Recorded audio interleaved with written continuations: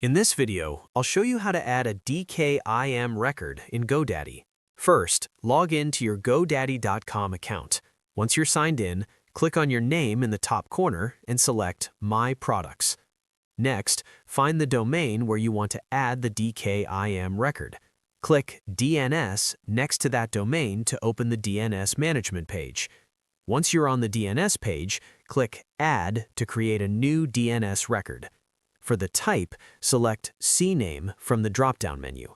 Now you'll need the DKIM record details, specifically the host or name and value, points to. These are generated from your email provider.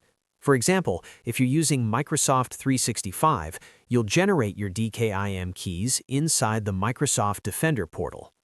To get the DKIM records, sign in to the Microsoft Defender portal. Go to the DKIM settings section. Click Create DKIM keys.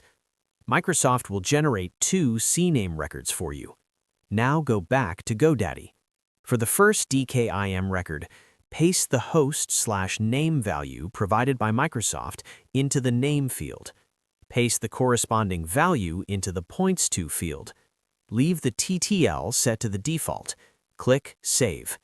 Repeat the same process for the second DKIM CNAME record provided by Microsoft. Once both records are added, DNS changes may take some time to propagate. After propagation, you can return to the Microsoft portal and enable DKIM. And that's it.